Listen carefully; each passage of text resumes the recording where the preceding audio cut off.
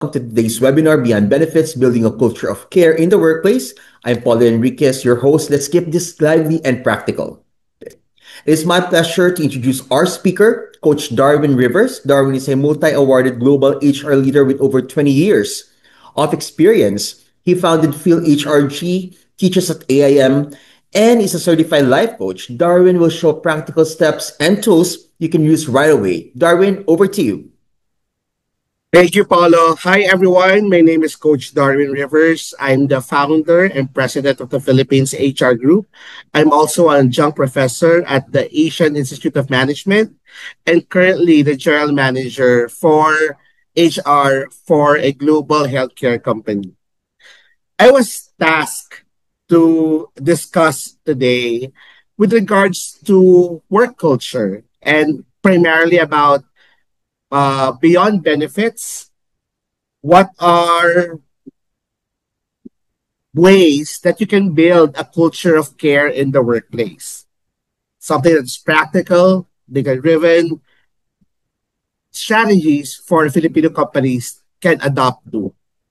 Now, before we start, let me just discuss about the culture of care in the Filipino context. As we all know, Filipinos are very familiar, meaning we live in a society where family is a center of our lives. And throughout generations, we've actually created a culture in the workplace that is very similar to the familial setup. I think one of those that I can share to you would be the culture of malasakit. When we say malasakit, this is really more of an attitude of workers towards the company, how he or she relates to the company, how he or she feels important, engaged, and very much valued in the organization. Balasakit also means that every decision, every outcome, or every product or services of the company gives, employees owns that. Meaning every actions that employees do inside the organization, they are the owners. And since they have balasakit, not only to the company but to their co-workers, they ensure that they are productive, highly engaged, and has a positive disposition at work. A lot of companies right now are actually um, driven by the malasakit culture. Another culture in the Filipino context of having care in the workplace would be the term called pakikipagkapwa-tao. Pakikipagkapwa-tao is really how as employees or Filipinos as employees engage with their coworkers, engage with management in a way that they understood where that person is coming from. In English, it's basically be having the empathy to work together and understand the person, where the person is coming from, the feelings of the person, and understanding what context is a person coming from when he or she makes any decisions, actions, or anything that within the scope of work. Another culture of care in the workplace, in the Filipino context, aside from malasakit, aside from pakikipagkapwa, would be the term hiya.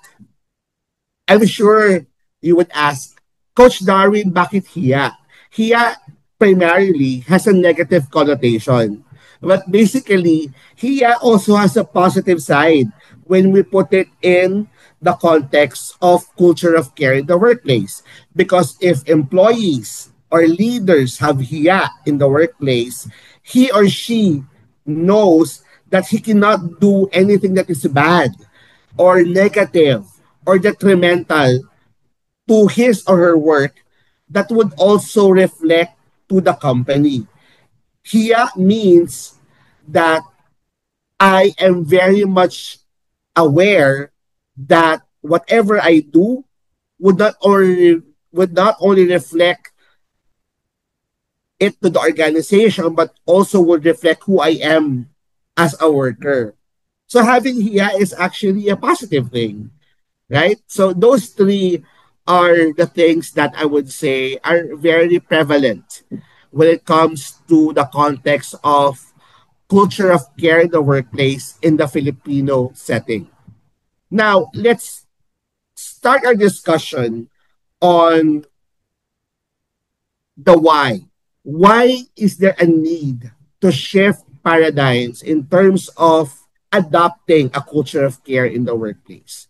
You know what? We have been in the last 3 decades exposed into a global community, and we have adopted a lot of cultures in the workplace coming from a multicultural environment. I mean, I'm sure one way or another, you have worked with people from different regions, from different countries. Um, would that would have different cultures and way of working in an organization. But what I'm trying to point here is that the reason why we need a shift in paradigm is because before, the focus of work is really ensuring productivity, which is equals to profit. Right now, there is a shift, and that shift would mean that employers or company needs to take care of their employees because employees or the experience of employees in organization equates to how they will behave or act towards the company's clients or the company's customers. So this is what we call employee experience equals to customer experience, which equals to productivity and profit. So why the paradigm shift? The paradigm shift would mean that instead of having a more transactional relationship with your workers, where you see your workers as numbers or individuals or that are doing just a specific task, you need to shift your mindset that whatever level or whatever work a, an employee is doing in your organization is important and valuable. It affects the entire organization itself. Also, in most companies, because they are profit driven, they're more into cost centric. Now, being cost centric is, of course, important for organizations to grow and maintain its growth and maintains its ability to scale up. But you have to remember that taking care of your employees should be at the forefront because if you take care of your employees, you are really taking care of the business. Because who runs the business? Basically, it's your employees. And if you take care of the business, if you put value driven initiatives and programs that is centered to employees' experience, then it takes care of your profit. This is also a call for us to uh, go from standardization, or meaning having a standard benefits, a standard rewards and recognition program, to a more personalized support. Gone are the days where companies would have a standard benefits for each and every employee. Right now, globally, the call is to have a more personalized touch in terms of rewards and recognition, in terms of rewards and compensation and benefits. Basically, it's the entire total reward system. How can your total rewards be able to be personalized to the needs and requirement of your employees? Now, that is a paradigm shift that we will be discussing also in terms of uh, the why. Now, as mentioned earlier, I've discussed about the Filipino context of culture of care. And just to drive a point in the Filipino context, institutionalizing communal values. As I mentioned, Filipinos are very familiar. They're very communal. So, a communal values and strong interpersonal ties, not only with employees, but also with management or the entire leadership of the organization, is important for the company to scale and to provide equitable care. So leaders should focus on three things: community focus, making sure that everyone in the organization are looked upon. What are their needs? What are their requirements? What are the challenges? How can we help better their lives?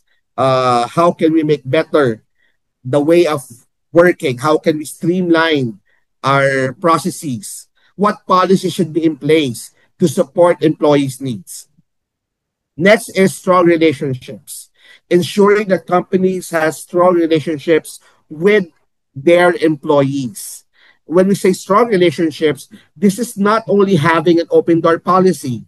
This is not only having regular touch base, but ensuring that you really have regular engagement programs and initiatives that are valuable to your employees, and that your employees would see that you really care and value them as part of your organization.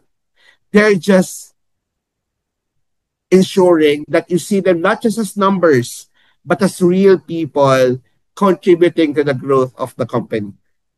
Next is inclusive growth. And inclusive growth does not only mean promotion, succession planning, but also ensuring that the growth of the organization would be the same time the development, not only in skill and knowledge of the people in your entire organization. Identifying your high performers, identifying how can you support your low performers, ensure that they are equipped with the right skill and that they are empowered to succeed at their work, making sure that programs are in place for them to do better at work and to do better for the organization. And all of these should be data driven, meaning you have to know your demographics, you have to know the employee engagement scores, you have to know the feedback and be able to strategize what are the things that are critical, what are the things that are important, what are the things that is impacting your community, and how can you be able to create programs that would help your employees see that you are taking care of them, that you are valuing them. And part of understanding the culture of care is for leaders to also know what are the four pillars of care.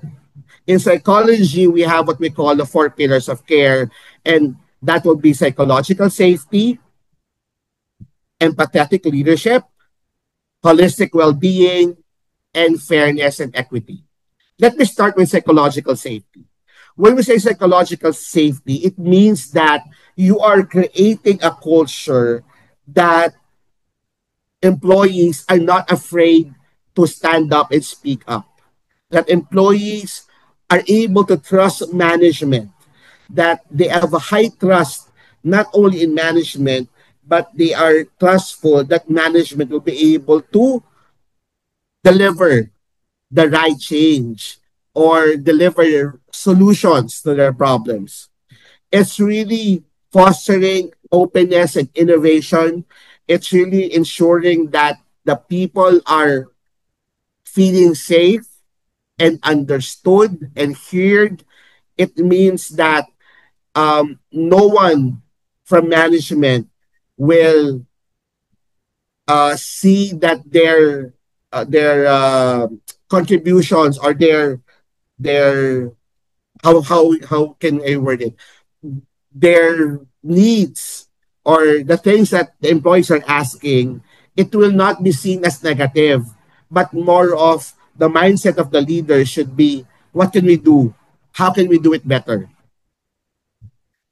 Next is empathetic leadership.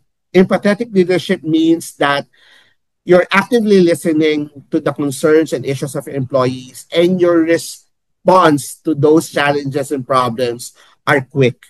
Meaning, you are able to have a process where you're able to get feedback from your employees. And out of those feedbacks, out of those comments, out of those recommendations, you're able to get back to your employees and provide resolutions or provide immediate actions that is needed. It also means that you are prioritizing employees' well-being. And when we say employees' well-being, it's not only their physical health, but of course, being able to have a balanced attention, not only to their physical requirement or medical requirement, but also to the other requirements that an employee would have. If you would remember Maslow's hierarchy of needs, at the bottom of it would be things that people would need immediately. This would be being able to have shelter, provide food, right? But as we go up into the Maslow's hierarchy of needs, it changes. Diba? It becomes from just looking for food or just looking for safety, shelter. It becomes, how can I be more expressive? How can I learn more? How can I be able to leave a legacy? How can I be able to improve myself? And that goes to holistic well development. When we say holistic well development, holistic means overall, right? The entirety, the whole. It means that the company has programs and initiatives that will not only focus again on their physical well being, but also on their mental, emotional, and financial needs. It's not just companies providing them with HMO or healthcare insurance, but looking into how can we support our employees with regards to their mental health needs? How can we support our employees in their emotional needs? And how can we support our employees when it comes to their financial needs? There are a lot of programs that companies can create and look into if they are able to fully listen to the needs of their employees and create holistic programs that targeted or that targets again physical, mental, emotional, and financial requirements of the employees. And of course, last among the four pillars will be fairness and equity. When we say fairness and equity, it's really about building trust across the organization and reducing employees turnover. There's a saying that employees do not leave the company, but employees leave their managers. And if you're able to understand where this is coming from, it means that we have to focus on your frontline managers and leaders. What are their relationship with their employees? Are they able to establish trust? Are they able to build valuable relationships? Are they able to ensure that they are inclusive, that they do their part in retaining employees? As you all know, the cost of losing an employee is twice or more costly than retaining one. So our frontline leaders should ensure that they're focusing on building trust. They're focusing on how to retain our employees, right? And there are a lot of initiatives, me focusing on diversity, equity, and inclusion, focusing on being able to not only have an open door policy, but regular touch base, regular engagement with the employees. Now, our next topic would be the how. How can we implement, how can we make sure that we are successful in creating a culture of care? Number one, as leaders, we need to make sure that we not only speak, but we retain active listening. When you say active listening, you're able to deep dive on the different challenges and causes of demoralization, causes of disengagement of your employees. How do we do that?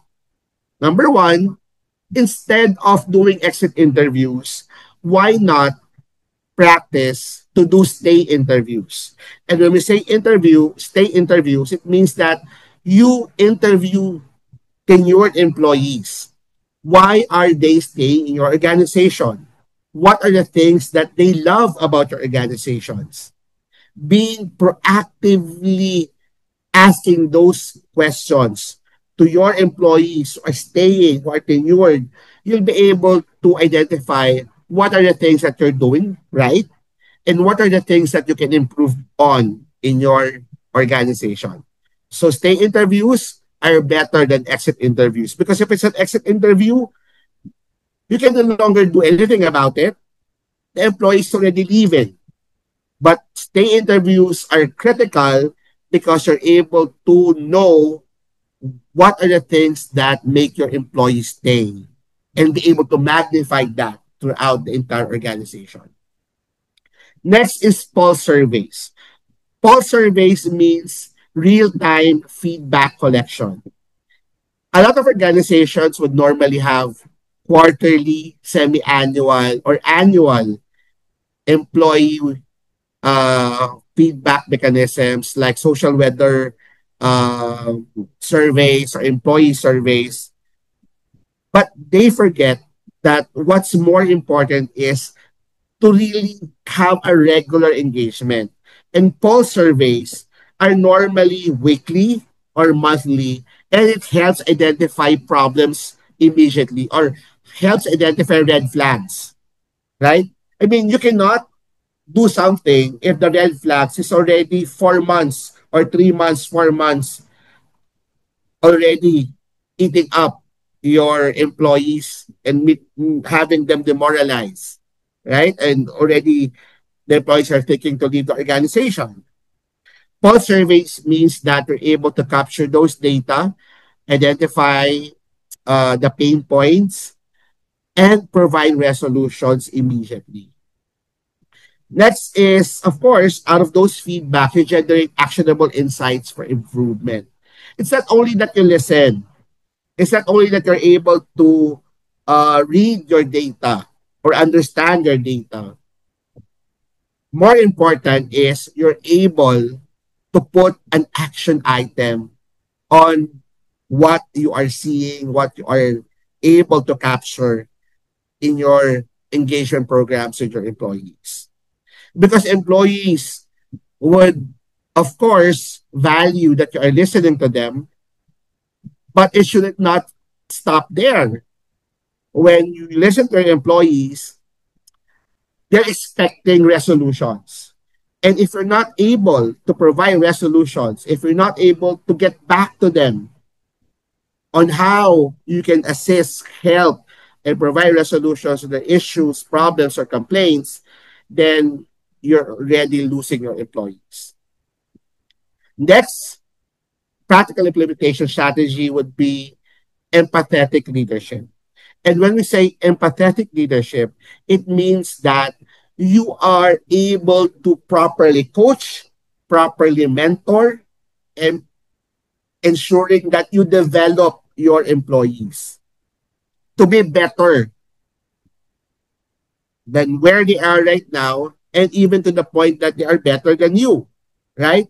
It means that you also cultivate a trust, that you cultivate a supportive environment where employees understand that there are mechanisms or programs in place that they can attend to for self-development or skills development, and that there are opportunities in your organization for them to apply for a higher role, a promotion, a lateral transfer, or being able to move from one department to another because that's their calling.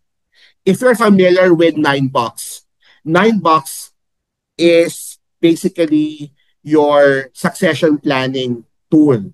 And in the 9 box system, what happens is you identify the skill set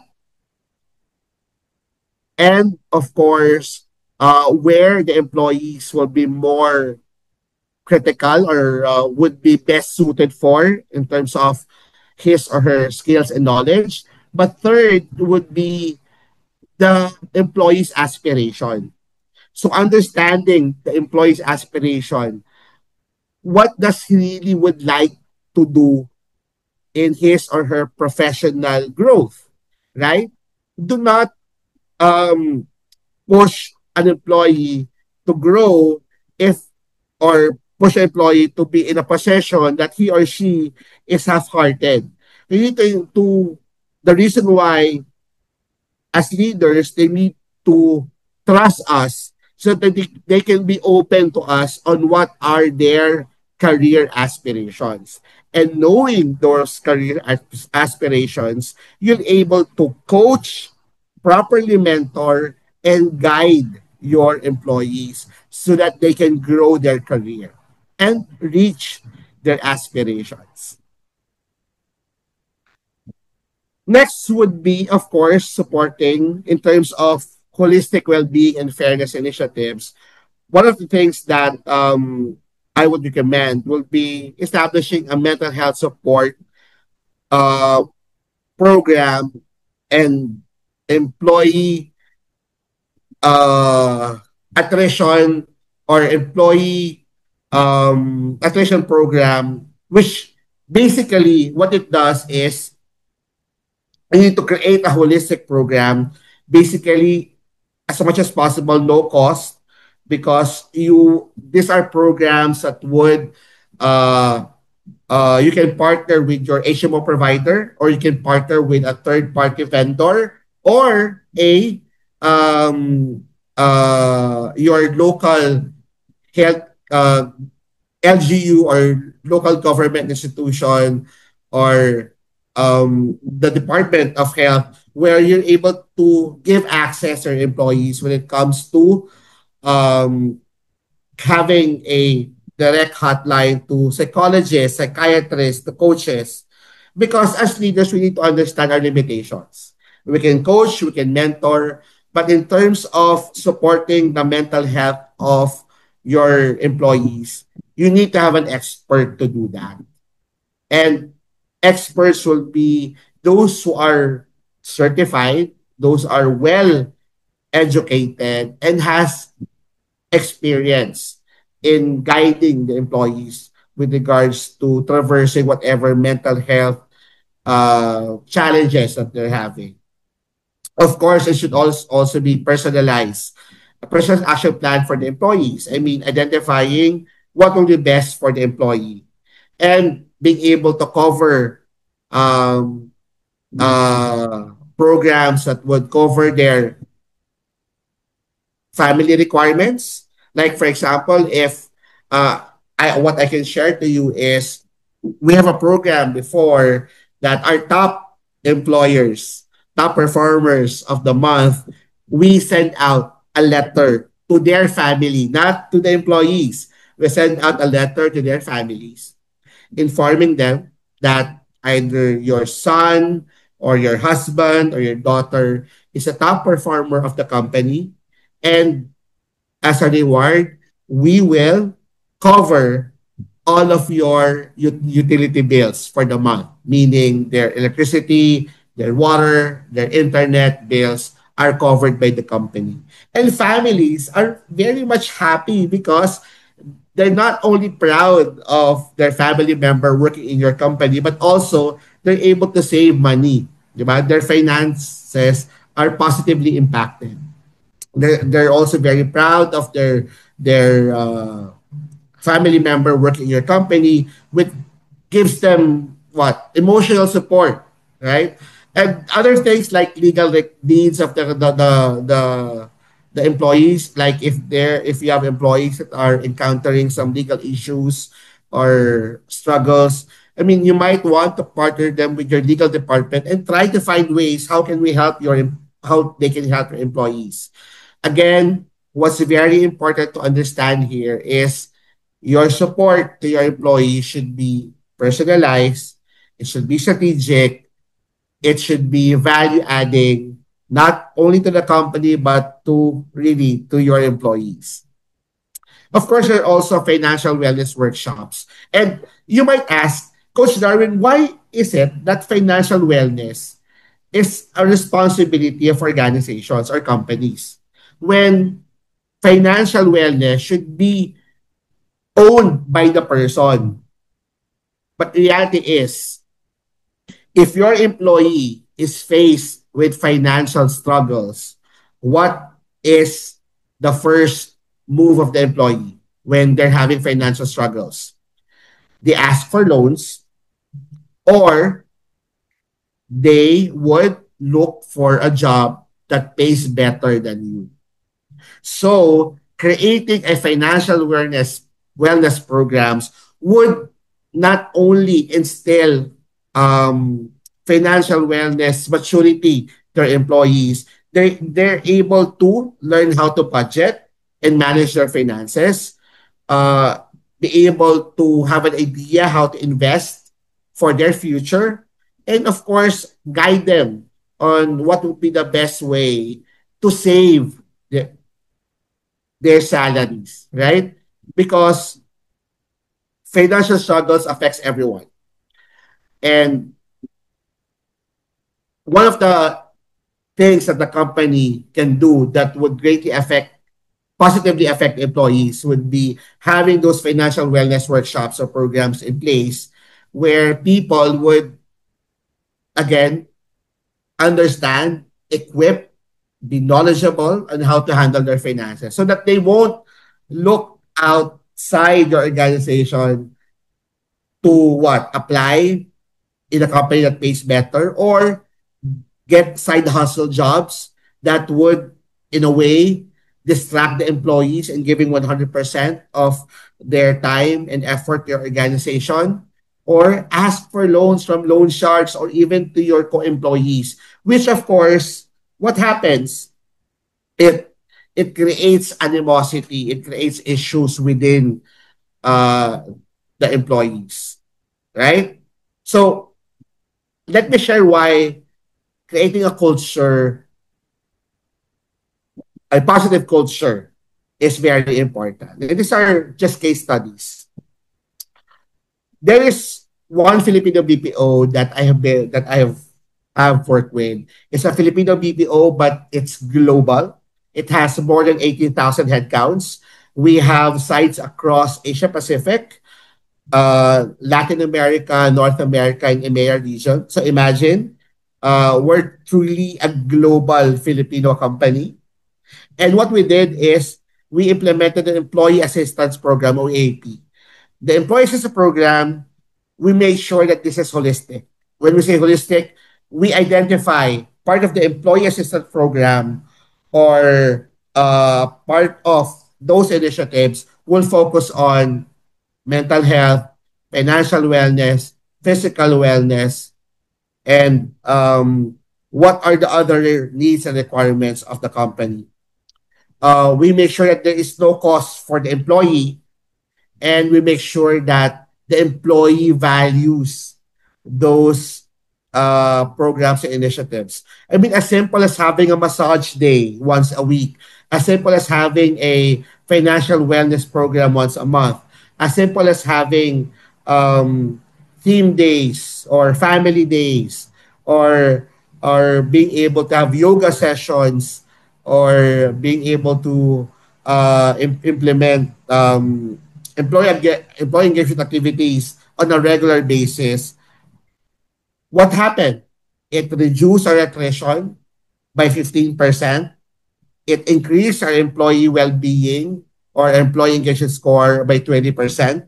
And because our attrition is low, our employee engagement is high, our productivity and revenue was also positively impacted. Our revenue went up 12% for that year. Another organization I've been with, it's a client of mine, a tech startup company.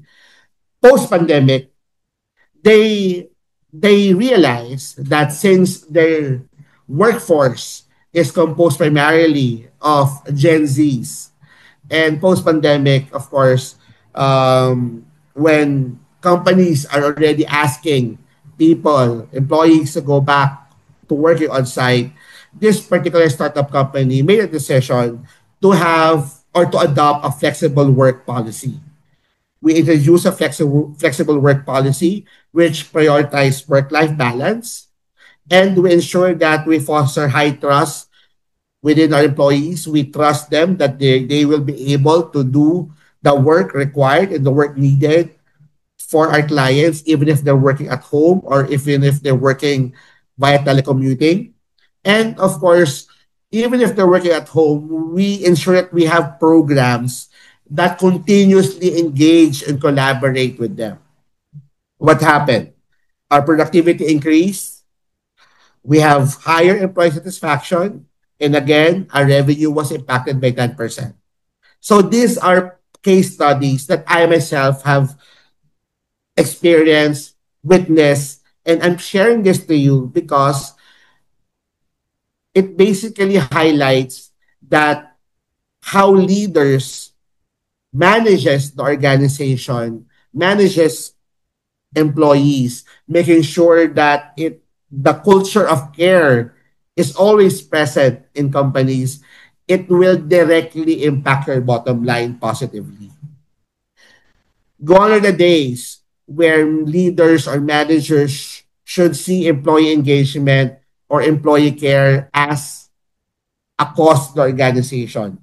The more you invest in building a culture of care, in investing in different engagement programs, in employee care initiatives, the more productive, the more happy your employees would be, and the more positively it will impact your productivity and, of course, your revenue. Now, what are the next steps? If you are a company that is looking into um, adopting a culture of care in your organization, and this is the right time to do it, you have to assess your current state. Assess your current state by utilizing surveys. Uh, Through this survey, you'll be able to gain deep insights into current employee sentiments. What are the sentiments of your employees? How does your employee sees you as an employer? How does your employee sees your manager as leaders? Will they recommend your company to other people? Diba? And will they be able to, are they seeing themselves working in your organization in the next 3, 5, 10 years? So understanding all of these, creating a survey that will be able to, or a employee feedback mechanism that will get, of course, what the employees are really thinking, being able to implement and implement engagement drivers, and of course, strategize how you'll be able to create a culture of impact. You start there. After assessing your current state, then prioritize a plan, and the key focus areas in the next 6 to 12 months will be enhancing mental and emotional support. What are the initiatives or programs that will focus on mental and emotional support?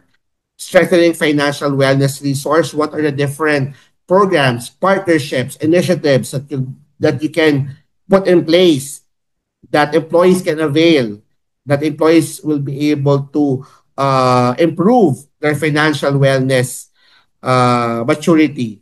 And then, of course, what are the different programs or initiatives that will foster high trust environment?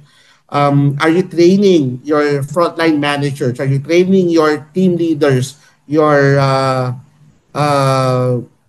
what you call this? The entire leadership of your organization to ensure that they're more present in your team, present in their teams, and more engaged in their teams. And look into how can you improve the work-life balance of your people. I mean, if you make a decision to have what? A flexible work arrangement, or if you would like to implement a 3 days, 2 night, 3 days on-site, 2 days flex arrangement, or if you would like to implement an arrangement where you're not only looking into working on site, but you're allowing your employees to work anywhere via telecommuting, or what are the different programs you can also implement in terms of not only in terms of their work arrangement, what are the other work-life balance initiatives that you can put in place? Things that would excite your employees to work on site, right? Programs that would be able to um, reach them and have them see the value that these programs initiatives are really impacting them as workers or employees of your company. So you just have to list down what are those engagement programs that you will look into in the next 6 to 12 months. And also, you need to have a metrics or key metrics, or how you will you be able to evaluate the success of each and every program. That's very important, because if you're implementing a program, you also have to have a method of tracking the success rate of your programs. So, as we close this discussion and move into an open floor discussion for the Q&A, let me just leave some thoughts about creating a positive culture of care in your organization. One, building a culture of care, it's not immediately. It's a continuous investment of the organization, of your leaders, to foster the well-being of your employees. That basically drives engagement, that basically drives productivity. Next is prioritizing your people. Again, do not look into the cost of investing in those programs, but look into how it will impact your employees and how your employees impacts your customers and clients. At the same time, how it will positively impact your organization's bottom line. Prioritizing employees means that creating a culture that is positive to everyone, creating a culture that everyone will be resilient, innovative, and basically each and every person of your organization knows that they are contributing to the growth and profitability of your company. And lastly, let me close this discussion by sharing to you that initiatives and programs for your organizations would not be successful if you do not get the entire stakeholders, from your executives to your mid managers, your frontline leaders, to really take part of it. Meaning they have to be not only engaged, not only empowered, but they need to make sure that they own the initiatives, programs that are meant for the employees. It's not only HR that should drive this employee engagement initiatives or programs. It should really be your leaders. So again, making sure that your top leaders, your mid managers, or frontline leaders are all your stakeholders understood that they should be doing their part in building a culture of care in your company. Thank you, everyone, and I hope that in the short time you were able to pick up some valuable informations from my presentation. Thank you, Darwin, and thank you, everyone, for joining. For more educational webinars and content, visit www.generali.com.ph and keep on caring, everyone. Thank you and good day.